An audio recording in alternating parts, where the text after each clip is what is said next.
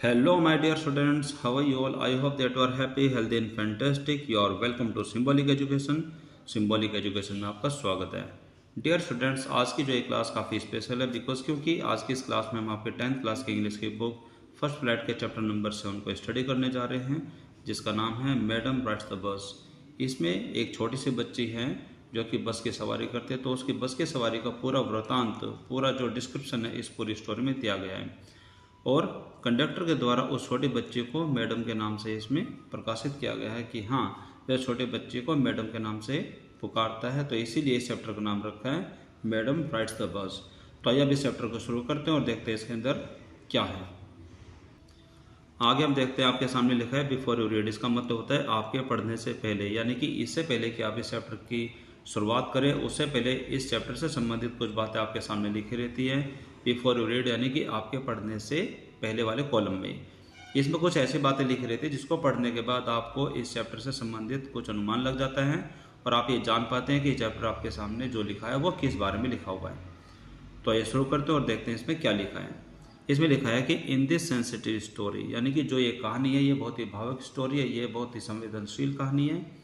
ये एक छोटी बच्ची जो कि 8 साल की है, N 8-year-old girls first bus journey, यानी कि एक 8 साल की बच्ची की जो बस की पहली यात्रा है इन टू द वर्ल्ड आउटसाइड, यानी कि बाहर की दुनिया में. यानी कि यहाँ पर जो ये बच्ची के बारे में बताया गया, यानी कि एक छोटी लड़की होती है जिसकी उम्र मात्र 8 साल की होती है और उसकी जो पहली बस की यात्रा है जो कि बाहरी दुनिया के बारे में है. हर विलेज, यानी कि वो अपने गांव से बाहर की जो दुनिया के बारे में जो इस बस की यात्रा में देखते हैं उसके बारे में इसमें बताया गया है. Is also her induction into the mystery, यानी कि एक ऐसा जो उसका रहस्य होता है बाहर की दुनिया को लेकर के उसके प्रति एक उसका आवागमन भी है, यानी कि उसके अंदर वो एंट्री लेती है. Is also her induction into the mystery, यानी कि उस रहस्य में वो चली जाती है और ये जानना चाहते हैं कि बाहर की दुनिया में ऐसा क्या होता है जो कि गांव से अलग जो दुनिया है जहाँ से वो बस आती है और बस बाहर की दुनिया में जाती है. तो उस लड़की के मन में ये हमेशा मन में रहता है कि हाँ, वह भी उस यात्रा को जीना चाहती है, वह भी उस यात्रा में हिस्सा लेना चाहती है और देखना चाहती है कि बाहर की दुनिया में ऐसा क्या है.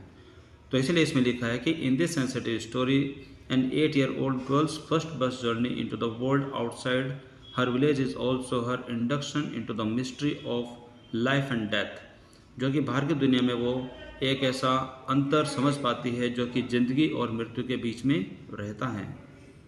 आगे इसमें लिखा है कि सी सीज द गैप, वह उस अंतर को देखती है बिटवीन, जो कि है between are knowing that there is death, कि जो कि हमारी जानकारी में है जिसको हम जानते हैं कि एक मृत्यु होती है, and our understanding of it, और उसी मृत्यु के बारे में हमारी समझ के बीच में जो अंतर है, यानी कि हमारे जानने में और हमारे समझ में जो कि एक मृत्यु को लेकर के है, उस बीच के अंतर को वो देखती है. तो आइए इस चैप्टर को शुरू करते हैं और देखते हैं इसकी कहानी क्या है.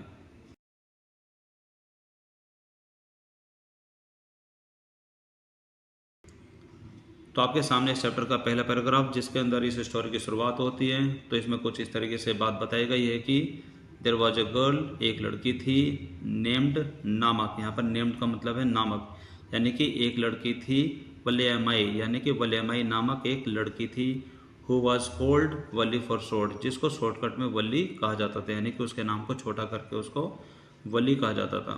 शी वॉज 8-year-old, वह 8 साल की थी, and very curious about the things, और वह चीज़ों को जानने में बहुत ज़्यादा उत्सुक रहती थी, यानी कि उसका मन हमेशा नई नई चीज़ों को जानने में रहता था.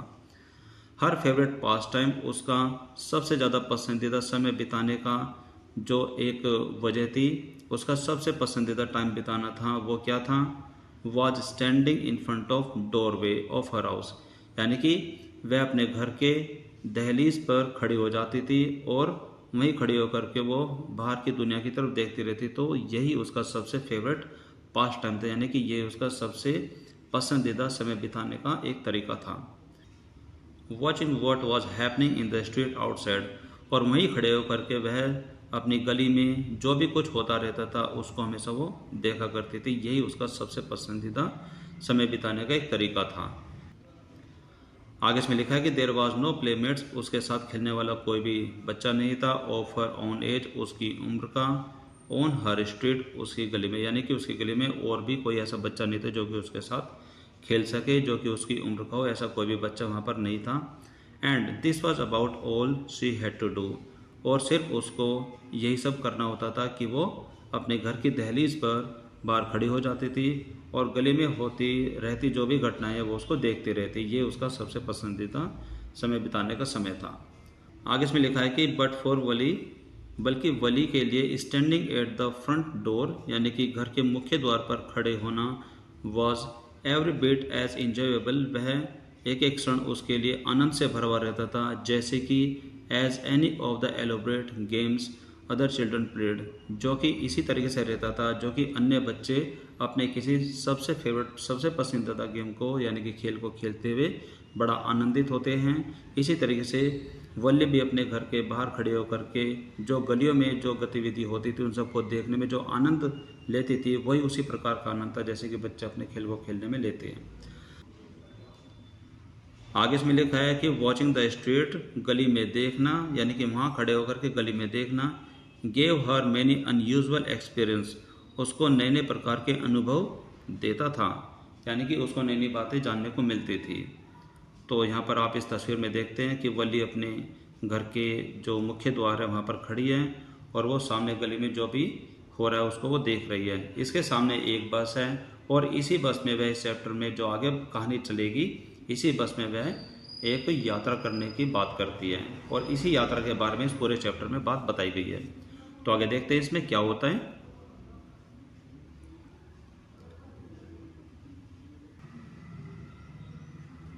आगे इसमें लिखा है कि the most fascinating thing of all, यानी कि जो भी सारी घटनाएं वो उस गली में देखती थी उन सब में सबसे पसंदीदा सबसे मज़ेदार बात उसके लिए यह थी कि द बस, यानी कि वहाँ पर एक बस थी दैट ट्रेवल्ड बिटवीन, जो कि यात्रा कराती थी, हर विलेज एंड नियरेस्ट टाउन, जो कि उसके गांव में और आसपास के शहरों में यात्रा कराती थी। यह उसके लिए सबसे मज़ेदार बात थी। It passed through her street each hour, और वह हर घंटे इस गली से गुजरती थी। वंस गोइंग टू टाउन, एक बार शहर जाते हुए, एंड वंस कमिंग बैक, और एक बार शहर से गांव में वापस आते। The sight of the bus, और जो बस का जो दृश्य था, field each time with a new set of passenger, वह हमेशा हर बार एक नया रहता था। फिल्ड विद ईच टाइम, हर बार उसमें कुछ नयापन भरा रहता। With a new set of passenger, जिसमें हर बार अलग अलग प्रकार के यात्री हुआ करते थे। यह उसके लिए सबसे मज़ेदार बात थी। Was a source of unending joy for Valli, यही उस वली के लिए एक अंत ना होने वाला एक आनंद था जो कि वो हमेशा उस बस को देखती थी जिसके अंदर हर बार अलग अलग यात्री आते थे, अलग अलग यात्री जाते थे, और जो वो बस थी वो हर एक घंटे में उस गांव में आती थी और हर एक घंटे के बाद उस गांव से शहर की तरफ भी वो जाती थी। आगे इसमें बताया कि डे आफ्टर डे, दिन प्रतिदिन, शी वॉच द बस, वह बस को देखा करती थी, बस को देखती थी। एंड ग्रेजुअली, और धीरे धीरे, अ टाइनी विश, एक छोटी सी इच्छा, एक छोटी सी अभिलाषा, क्रेप्ट इनटू हर हेड, उसके दिमाग में एक छोटी सी इच्छा ने जन्म लिया। एंड और ग्रू देयर, और वह इच्छा धीरे धीरे उसके दिमाग में बढ़ती चली गई, यानी कि वह इच्छा बड़ी होती गई। She wanted to ride on that bus, वह भी उस बस में यात्रा करना चाहती थी। शी वॉन्टेड, वह भी चाहती थी, टू राइड ऑन दैट बस, कि वह उस बस की यात्रा करे। इवन इफ जस्ट वंस, यहाँ तक कि कम से कम एक बार तो सही, यानी कि वह कम से कम एक बार से ही उस बस की यात्रा जरूर करना चाहती थी। दिस विश, यह इच्छा, बिकेम स्ट्रोंगर, बहुत ही प्रबल होती चली गई। एंड स्ट्रोंगर, और भी ज़्यादा प्रबल होती चली गई। Until it was an overwhelming desire, जब तक कि यह इच्छा उसकी सबसे बड़ी इच्छा में बदल नहीं गई। वह इच्छा दिन प्रतिदिन और भी ज़्यादा प्रबल, और भी ज़्यादा प्रबल, और भी ज़्यादा मजबूत होती चली गई। आगे इसमें लिखा है कि वली वुड स्टेयर, यानी कि वली बड़े गौर से देखा करती थी, विस्टफुली, ललचाई आंखों से, एट द पीपल, उन लोगों को, हु गोट ऑन, जो कि बस में चढ़ा करते थे, और ऑफ, जो कि बस से उतरते थे, got off the bus. When it stopped at the street, जब वो बस आकर के उस गली में रुकती थी तो वो उन लोगों को बड़ी ललचाई आंखों से देखा करती थी कि उनके मन में भी एक लालच था कि हाँ मैं भी इस बस में यात्रा करूँगी। एट द स्ट्रीट कॉर्नर, जब वो बस उसकी गली में आकर के कोने पर रुक जाती थी। यहाँ पर विस्टफुली आपके सामने लिखा है। विस्टफुली का मतलब होता है लॉन्गिंगली, यानी कि एक लालचवश, यानी कि एक ललचाई चाहत की तरह से चीज़ों को देखना। और इन्हीं 2 लाइनों में लेखक ने हमें यही बात समझाते हुए लिखा है कि Valli would stare wistfully at the people, कि वली ललचाते हुए लोगों को देखा करती थी, हु गॉट ऑन और ऑफ द बस, जो कि बस में चढ़ते थे और बस से उतरते थे, when it stopped at the street corner, कि जब वो उस गली के कोने पर रुकती थी। आगे इसमें लिखा है कि their faces would Kindle in her longings, dreams and hopes, कि जब वो उन लोगों को बस से उतरते हुए और बस में चढ़ते हुए देखती थी तो उनके चेहरे को देखते हुए उसको एक जलन सी फील होती थी, यानी कि वे उनके चेहरे उसको और भी ज़्यादा भड़काते थे, उसकी इच्छा को प्रज्वलित करते थे, उसके ड्रीम्स को और भी ज़्यादा उसके सामने प्रकट करते थे और उसकी जो आशाएं थी बस में यात्रा करने की वो और भी ज़्यादा प्रबल हो जाती थी। If one of her friends, की अगर उसके मित्रों में से कोई भी एक happen to ride the bus की यात्रा करते, यानी कि वह इतना जेलस फील करती थी, उसकी इच्छा इतनी प्रबल हो गई थी कि अगर उसके दोस्तों में से कोई भी बस की यात्रा करता and try to describe the sight of the town to her, और वहाँ पर बस के दौरान यानी कि बस की यात्रा के दौरान जो शहर में जो भी वो दृश्य देखता और उसका वर्णन यानी कि उसके बारे में वो उसको बताता, वली वुड बी टू जेलस, वली को बहुत ज़्यादा जलन होती थी टू लिसन, इन सारी बात को सुन करके उसको बहुत ही ज़्यादा जेलसी फील होती थी, वो बहुत ही ज़्यादा जलन महसूस करती थी। एंड वुड शाउट, और वो हमेशा चिल्लाती थी इन इंग्लिश, और वो इंग्लिश में ज़ोर ज़ोर से कहती थी proud proud proud. Neither she nor her friend really understood, ना तो उसको खुद को समझ में आता था और न उसके दोस्तों को ये बात समझ में आती थी the meaning of the word, यानी कि जो वो शब्द चिल्लाते हुए गुस्से से जेलस होते हुए बोलती थी प्राउड प्राउड, ना तो वो खुद समझती थी इस बात को कि इसका मतलब क्या है और न उसके दोस्तों को ये बात समझ में आती थी कि वो प्राउड प्राउड क्यों कहती है और इसका अर्थ क्या है। मीनिंग ऑफ द वर्ड, उस शब्द का मीनिंग क्या है जो कि वो बोला करती थी। बट लेकिन they use to it often as slang expressions of disapproval, लेकिन वह इस बात को इतना समझ जाते थे कि वली को ये बात समझ में नहीं आई। दे यूज टू इट, यानी कि वे इसके बारे में समझ जाते थे, ऑफन एज अ स्लैंग, यानी कि यह एक ऐसा डायलॉग बन गया था एक्सप्रेशंस ऑफ डिसअप्रूवल कि उसको ये बात समझ में नहीं आई, यानी कि उसने इस बात की कोई अप्रूवल यानी कि इस बात को कोई अप्रूवल नहीं दिया, यानी कि वली को ये कोई भी बात पसंद नहीं आई। वो समझ जाते थे कि वली क्या कहना चाहती है। यहाँ पर स्लैंग एक्सप्रेशंस का मीनिंग आपके सामने लिखा हुआ है कि इनफॉर्मल वर्ड, यह एक अनौपचारिक शब्द है, ऑफन यूज्ड, जो कि आमतौर पर प्रयोग किया जाता है, with in a close group, ऐसे दोस्तों के बीच में जो कि हमारे काफ़ी नज़दीक होते हैं। आगे इसमें लिखा है कि over many days and months, बहुत महीनों और बहुत दिनों तक, वली लिसन्ड, वली सुना करती थी, केयरफुली, बड़े ध्यान से, टू कॉन्वर्सेशन, उन सभी बातचीत को, between her neighbours and people, जो कि उनके पड़ोसी और बाकी अन्य लोगों के बीच में हुआ करती थी, हो रेगुलरली यूज द बस, जो कि प्राय तौर पर, आमतौर पर, यानी कि लगातार तरीके से बस का प्रयोग करते थे, यानी कि जो बस में लगातार घूमा करते थे वह महीनों तक और बहुत सारे दिनों तक उनमें जो अपने पड़ोसी हैं और जो अन्य लोग हैं उन सब की बातचीत को बड़े ध्यान से सुना करती थी, यानी कि उसमें वो बस का जिक्र भी करते थे।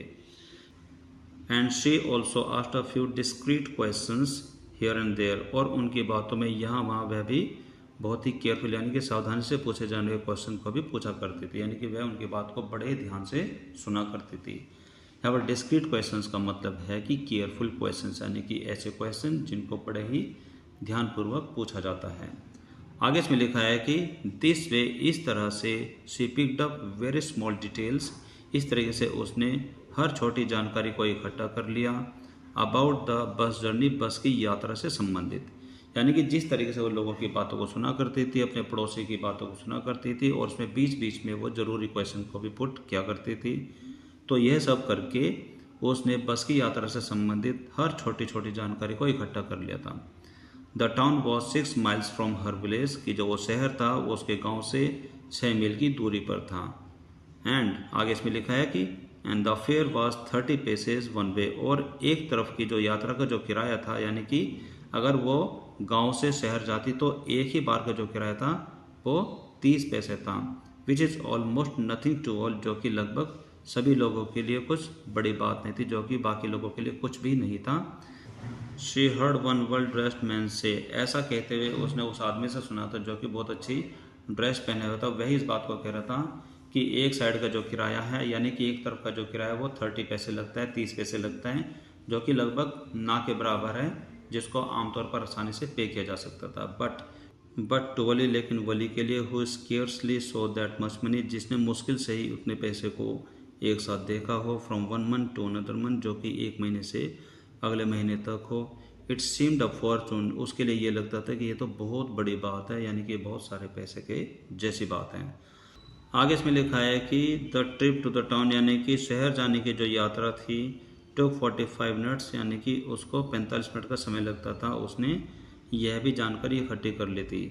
आगे इसमें लिखा है कि ऑन रीचिंग टाउन, और शहर पहुंचने पर, if she stayed in her seat, अगर वो अपनी सीट पर ही रुकी रहती है, यानी कि अगर वो अपनी सीट पर ही रुकी रहेगी, एंड पेड अनदर 30 पैसे, और वो अन्य 30 पैसे और पे करती है, यानी कि अगर वो अपनी सीट पर ही रुकती है और अन्य 30 पैसे और देती है, she could return home on the same बस, और वो उसी बस में अपने घर पर वापस भी आ सकते हैं। उसने ये भी पता लगा लिया था। दिस मीन्ट, इसका अर्थ यह था, दिस मीन्ट दैट, इसका मतलब यह था कि she could take the 1 o'clock afternoon the bus, यानी कि वह दोपहर के बाद बस को ले सकती है।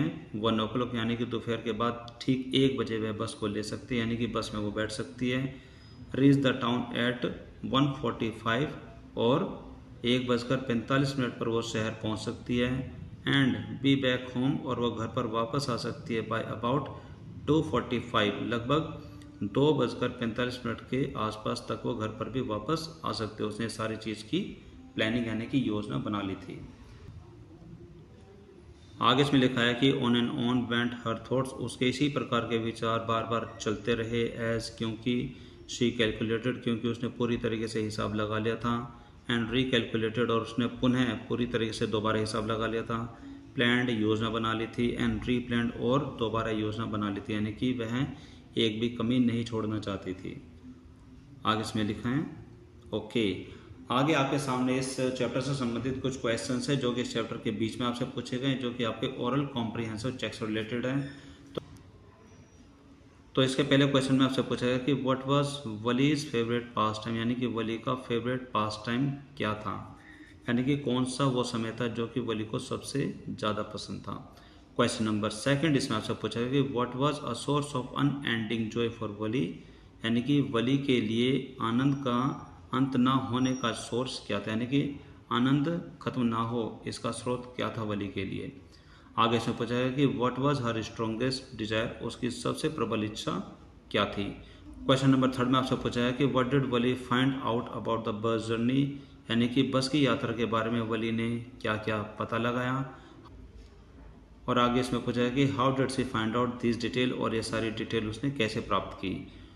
और क्वेश्चन नंबर 4 में आपसे पूछा है कि what do you think Valli was planning to do, यानी कि आपके अनुसार वली क्या योजना बना रही थी, आप क्या सोचते हैं। तो इन 4 क्वेश्चन के बाद में आइए अब इस कहानी को आगे बढ़ाते हैं और देखते हैं कि आगे इस कहानी में क्या होता है। तो यहाँ पर हमने देखा कि वली ने उस बस यात्रा के संबंध में बहुत सारी जानकारी को इकट्ठा कर लिया था।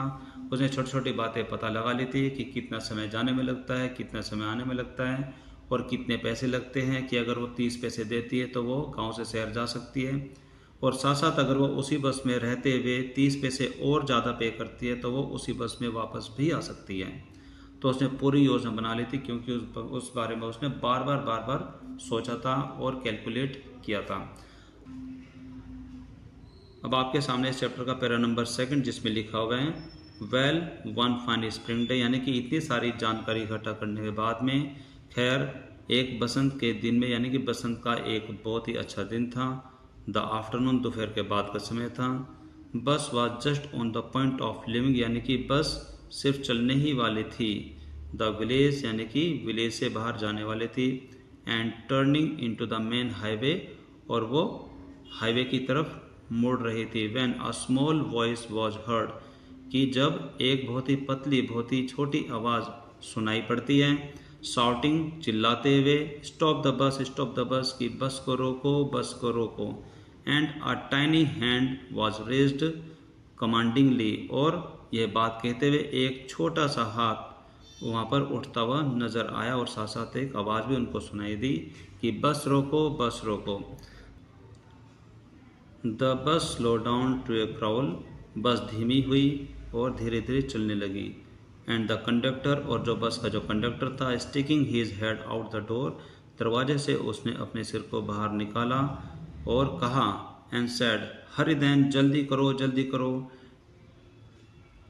हरी देन, जल्दी करो जल्दी करो, however it is to come quickly, जिस किसी को भी जल्दी जल्दी आना है वो जल्दी करो जल्दी करो।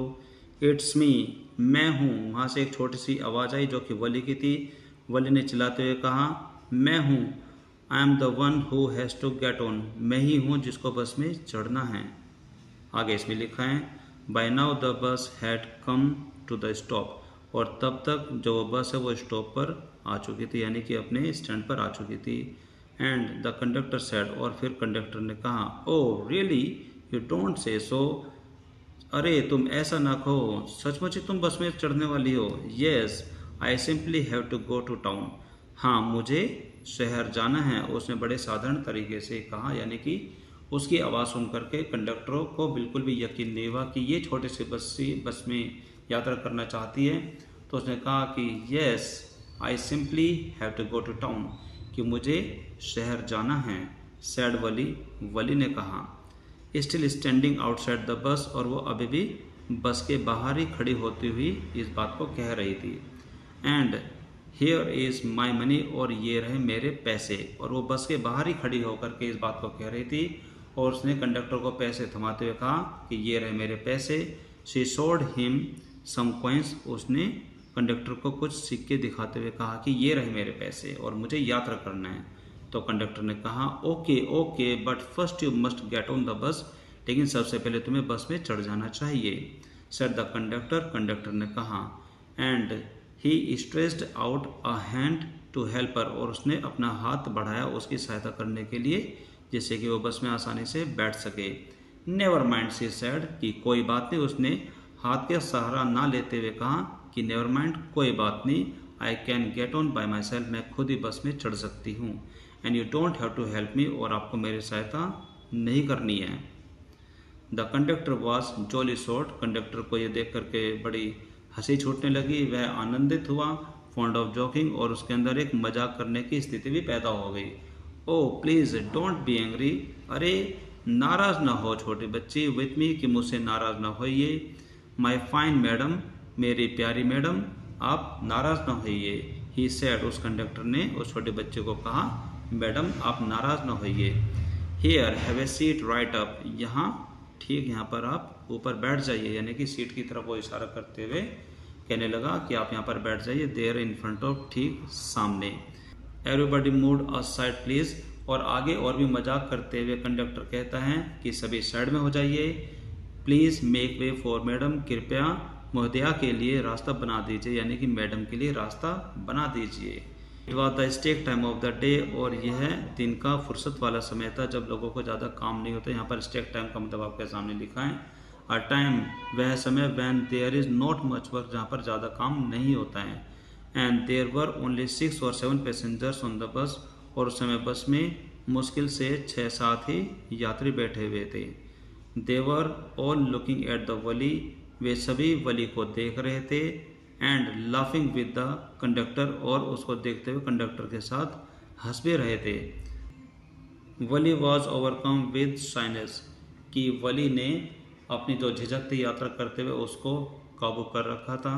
अवॉइडिंग एवरी वन साइज, और हर एक की नज़र को नज़रअंदाज करते हुए सी वॉक्ड क्विकली, वह तेज़ी से आगे बढ़ी। टू एन एम्प्टी सीट, एक खाली सीट पर। एंड सेट डाउन, और उस पर वो जाकर बैठ गई। अब आगे देखिए, आप इस तस्वीर में देख सकते हैं कि यह जो तस्वीर है बस के अंदर की तस्वीर है। यहाँ पर यह कंडक्टर और जो बाकी यात्री हैं वो वली को देख करके हंस रहे हैं। तो आगे देखते हैं इसमें क्या होता है। आगे इसमें लिखा है कि may be start now madam, क्या अब हम चल सकते हैं madam. The conductor asked smiling, यानी कि कंडक्टर ने मुस्कुराते हुए छोटे बच्चे से पूछा कि महोदया, क्या अब हम बस को शुरू कर सकते हैं, क्या अब हम चल सकते हैं। Then he blowed his whistle twice, फिर उसके बाद उसने सीटी को 2 बार बजाया। And the bus move forward with a roar, और जो बस है वह गुर्राती हुई, दहाड़ते शोर मचाती हुई बस आगे बढ़ी। आगे इसमें लिखा है कि it was a new bus, यह एक नई बस थी। It's outside painted a gleaming white, और इसके बाहरी तरफ एक चमकीला एक सफ़ेद रंग का पेंट किया हुआ था with some green strip along with side, और उसके साइड में हरे रंग की कुछ पट्टियाँ भी बनाई गई थी उस बस को और भी आकर्षक बनाने के लिए।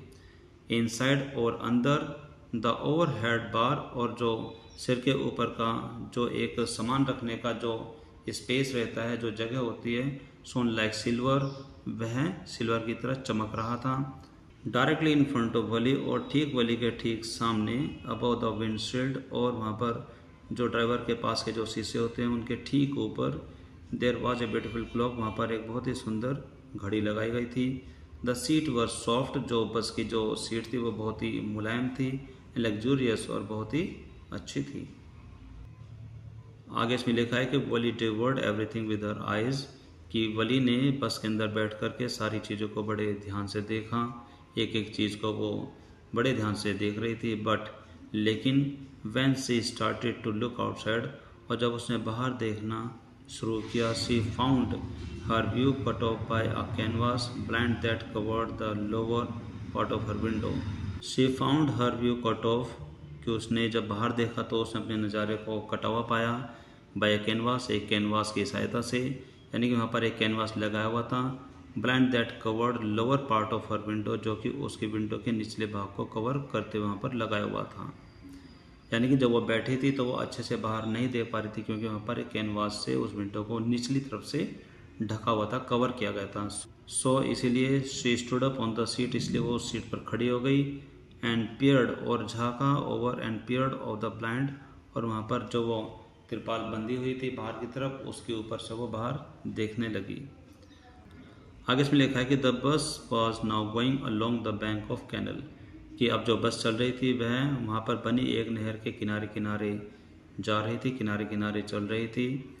Was now going along the bank of the canal, यहाँ पर बैंक ऑफ द कैनल होता है नहर का किनारा, और अगर ये बैंक ऑफ द रिवर लिखा जाता तो ये नदी के किनारे, यानी कि किसी भी नदी या फिर नहर के किनारे को बैंक कहते हैं।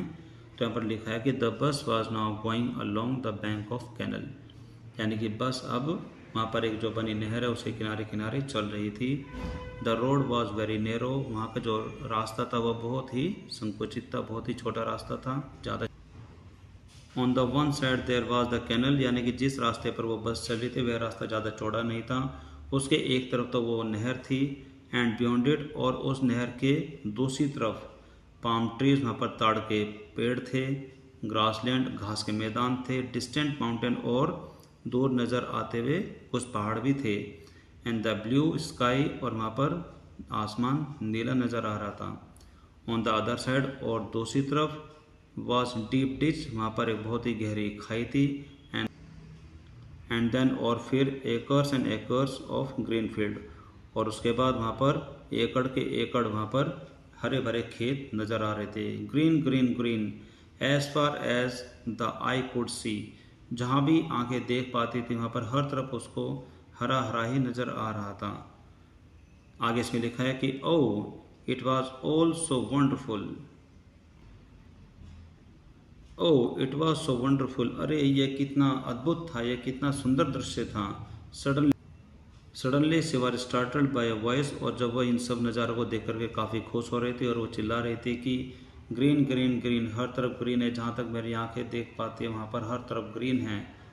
सडनली एक आवाज़ ने उसको चकित कर दिया। उस आवाज़ ने कहा, लिसन चाइल्ड, सुनो बच्ची, सुनो छोटी बच्ची। सेड द वॉइस, वह आवाज़ थी कि सुनो बच्ची, you should not stand like that, sit down, कि तुम्हें इस तरीके से खड़े नहीं होना चाहिए, तुम बैठ जाओ। आगे इसमें लिखा है कि सिटिंग डाउन, और नीचे बैठते हुए she looked to see who had spoken, उसने यह देखा कि किसने उसको ये सब कहा। It was an elderly man, वहाँ पर एक अधेड़ उम्र का एक व्यक्ति था। Who had honestly been concern for her, जिसको सचमुच ही उसकी चिंता हो रही थी। उसने उस बच्ची को कहा कि अब तुम नीचे बैठ जाओ, तुम्हें इस तरीके से खड़ा नहीं होना चाहिए। बट लेकिन she was annoyed by his attention, लेकिन उसकी ये बात और उसका ये ध्यान देख करके वो बहुत नाराज़ हो गई। आगे नाराज़ होते हुए कहते हैं कि there is nobody here who is a child, यहाँ पर कोई भी ऐसा नहीं है जो कि बच्चा हो, यानी कि यहाँ पर इस बस में कोई भी बच्चा नहीं है। शी सेड हॉटली, उसने बड़े गर्व से कहा। I have paid my 30 passage like every one else, मैंने और बाकी पैसेंजर की तरह अपने 30 पैसे दिए हैं, तो इसलिए यहाँ पर कोई भी बच्चा नहीं है। यहाँ पर हॉटली का मतलब होता है प्राउडली, यानी कि उसने पूरे गर्व से कहा कि इस बस में कोई भी बच्चा नहीं है, मैंने भी औरों की तरह अपने 30 पैसे इस यात्रा के लिए पे किए हैं। आगे इसमें लिखा है कि द कंडक्टर चिम्ड इन, और यह बात सुनकर के कंडक्टर बीच में ही बोल पड़ा, ओ सर, अरे श्रीमान, but this is a very grown up madam, अरे श्रीमान, यह बहुत ही बड़ी महोदय है, यह बहुत बड़ी मैडम है, आप इसको बच्चा ना समझे। Do you think a मियर girl could पे हर ओन फेयर, क्या आपको लगता है कि सिर्फ एक छोटी बच्ची अपना किराया पे कर सकती है? या कोई छोटी बच्ची नहीं कि यहाँ पर भी जो कंडक्टर है उसने मजाक करते हुए ये कहा कि अरे श्रीमान, ये एक बहुत ही बड़ी मैडम है, क्या आपको लगता है कि एक छोटी बच्ची अपना किराया पे कर सकती है? And travel to the city alone, और वहाँ पर शहर में वो अकेले ही जा सकती है, ऑल अलोन। तो ये इसका मतलब ये है कि जो बच्ची है ये कोई छोटी बच्ची नहीं, बड़ी मैडम है, इसीलिए वह कंडक्टर बार बार उस छोटी बच्ची को मैडम कहे जा रहा था। आगे इसमें लिखा है Valli shot an angry glance at the conductor, अब वली ने ये सुनकर के कंडक्टर की तरफ बड़े गुस्से से देखा एंड सेड, और कहा, I am not a madam, मैं मैडम नहीं हूँ, प्लीज़ रिमेंबर, कृपया याद रखिए, दैट, यानी कि इस बात को याद रखिए कि मैं मैडम नहीं हूँ।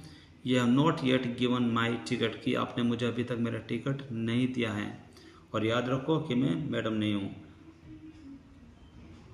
आई विल रिमेंबर, हाँ मैं याद रखूँगा। The conductor said mimicking her tone, यानी कि कंडक्टर ने भी उस बच्चे की आवाज़ के जैसे ही नकल करते हुए मजाक के तौर पर उसको कहा, हाँ मैडम मैं याद रखूँगा कि आप मैडम नहीं हैं। यहाँ पर मिमिकिंग का मतलब होता है उस बच्चे की आवाज़ की कॉपी करते हुए, यानी कि उसकी आवाज़ की नकल करते हुए कहा कि हाँ मैं याद रखूँगा कि आप मैडम नहीं हैं। एवरीवन लाफ्ड, यह बात सुन करके हर कोई वहाँ पर हंस पड़ा। एंड ग्रेजुअली, धीरे धीरे, Valli too joined in the laughter, और धीरे धीरे वली भी उनकी हंसी में शामिल होकर वह भी ज़ोर ज़ोर से हंसने लगी। आगे इसमें लिखा है कि the conductor punched a ticket and handed it to her, कि अब कंडक्टर ने एक टिकट को फाड़ा और उसको थमाते हुए, यानी कि उस बच्चे को देते हुए कहा, जस्ट सिट बैक, अब वापस आराम से बैठ जाओ, and make your self comfortable, और बड़े आराम से यात्रा करो, यानी कि आराम से बैठो। वाई शुड यू स्टैंड, तुम बार बार क्यों खड़े हो जाते हो, तुम्हें खड़े होने की क्या ज़रूरत है? When you have paid for seat, की जब तुमने सीट का किराया दिया है तो तुम बार बार खड़ी क्यों हो जाती हो? कंडक्टर ने ये कहा।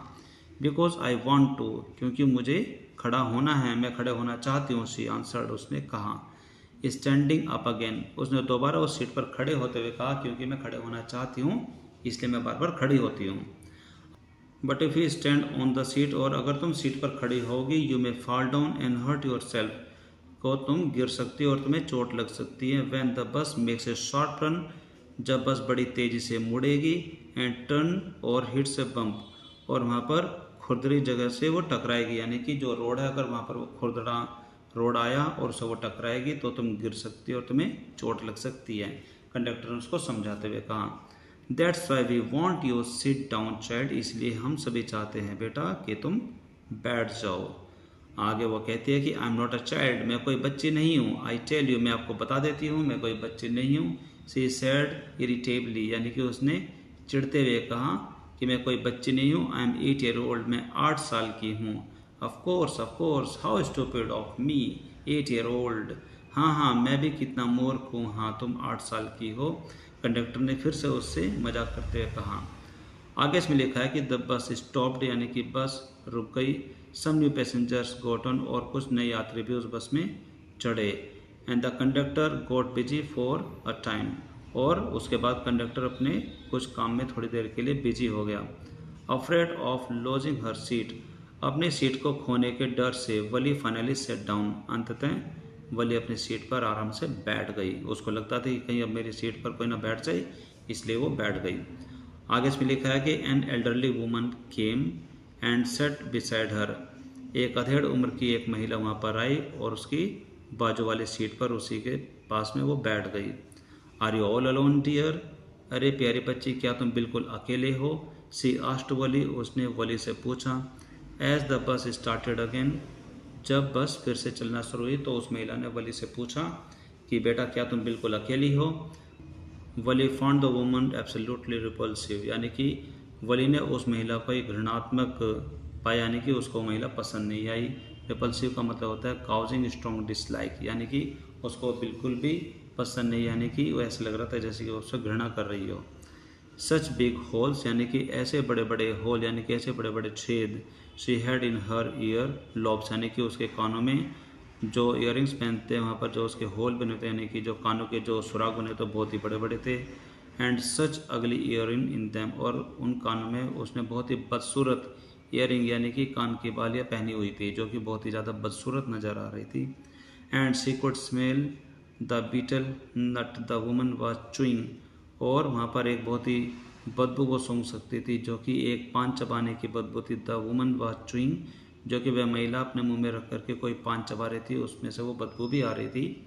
And see the betel juice that was threatening to spill over her lips, और वहाँ पर जो उस पान चबाने का जो एक जूस था जो कि उसके होठों से बाहर आ रहा था, उससे वो बहुत ही ज़्यादा घृणा कर रही थी। एट एनी मोमेंट, और ऐसा लग रहा था कि वो किसी भी समय, किसी भी क्षण उसके मुंह से बाहर आ जाएगा। आगे इसमें लिखा है कि oh who could be sociable with such a person, यानी कि अरे उफ, ऐसे व्यक्ति के साथ कौन मिलनसार होना चाहेगा जो कि कितना बदबूदार है। वह उस महिला के बारे में सोचती है कि कौन ऐसे व्यक्ति के साथ मिलनसार होना चाहेगा जिसके मुंह में से बदबू आ रही है, जिसके मुंह में से जो पान का जूस है वो कभी भी बाहर निकलने वाला हो, और जिसने बहुत ही भद्दे, बहुत ही बदसूरत कानों में कुंडल डाले हुए हैं। उसने तपाक से, बहुत ही अनचाहे मन से, तपाक से कटली शोइंग डिसप्लेजर, यानी कि अरुचि जताते हुए उसने तपाक से जवाब दिया, हाँ आई एम ट्रेवलिंग अलोन, हमें अकेले यात्रा कर रही हूँ। शी आंसर्ड, और साथ साथ उसने ये भी कहा, and I have got a ticket too, और मेरे पास मेरा टिकट भी है। आगे इसमें लिखा है कि yes she is on her way to town, और वह अपने शहर वाले रास्ते पर थी, यानी कि वह शहर जा रही थी। सेड द कंडक्टर, और कंडक्टर ने यह भी कहा, she is on her way to town, और ये अपने शहर जा रही है विद 30 पैसे टिकट, 30 पैसे के टिकट के साथ। आगे इसमें लिखा है कि oh why don't you mind your own business, कि भाई आप अपने काम से काम क्यों नहीं रखते। अब यहाँ पर वली और भी ज़्यादा नाराज़ हो गई है। सैड वली, वली ने कंडक्टर से कहा कि आप अपने काम से काम क्यों नहीं रखते हो, why don't you mind your own business.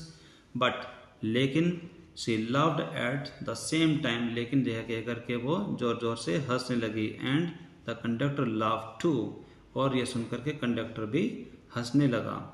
But the old woman went on with her drivel, लेकिन जो वो बूढ़ी महिला उसके पास बैठी थी जो कि पान चबा रही थी, वो अपने बकवासबाजी के साथ ही चलती रही, यानी कि वो इसी तरीके की सिली नॉनसेंस, यानी कि बहुत ही बेकार बातें करती रही। उसके बाद इसमें लिखा है, is it proper for such a young person to travel alone, क्या ये सही है कि इतना छोटा जो बच्चा है क्या उसे अकेले यात्रा करनी चाहिए, क्या ये बात सही है। यानी कि उस महिला ने ऐसा कहा, इज़ इट प्रॉपर, क्या ये बात सही है, for a such young person, कि ऐसे छोटे बच्चे के लिए अकेले यात्रा करना, क्या ये बात सही है, क्या ये अच्छी बात है। Do you know exactly where you are going in town, क्या तुम एग्जैक्टली जानते हो, क्या तुम पक्का जानते हो कि तुम शहर में कहाँ जा रही हो। उसने उस बच्चे से फिर से वो सवाल पूछा, और आगे सवाल पूछते हुए वह महिला और भी कुछ कहती है। उसने आगे पूछा, व्हाट इज़ द स्ट्रीट, कौन सी गली है, what is the house number, और घर का नंबर क्या है, क्या तुम जानते हो कि तुम शहर में कहाँ जा रही हो। आगे वली जवाब देते हुए कहते हैं कि you need not bother about me, कि आपको मेरे बारे में चिंता करने की कोई आवश्यकता नहीं है। I can take care of myself, मैं अपना ध्यान रख सकती हूँ। वली सेड, वली ने कहा, turning her face towards, अपना चेहरा सामने करते हुए, द विंडो, विंडो की तरफ, एंड स्टेयरिंग आउट, और बाहर देखते हुए उसने उस महिला को जवाब दिया कि आपको मेरे बारे में चिंता करने की कोई आवश्यकता नहीं है, मैं अपना ध्यान स्वयं रख सकती हूँ। अब आपके सामने है कुछ क्वेश्चन जो कि आपके ओरल कॉम्प्रिहेंशन चेक से रिलेटेड हैं। ये क्वेश्चन आपके सामने एक बार फिर से आए हैं। इसमें पहला क्वेश्चन आपसे पूछा गया कि why does the conductor call Wali madam, यानी कि जो बस का जो कंडक्टर होता है वो वली को मैडम कहकर क्यों पुकारता है।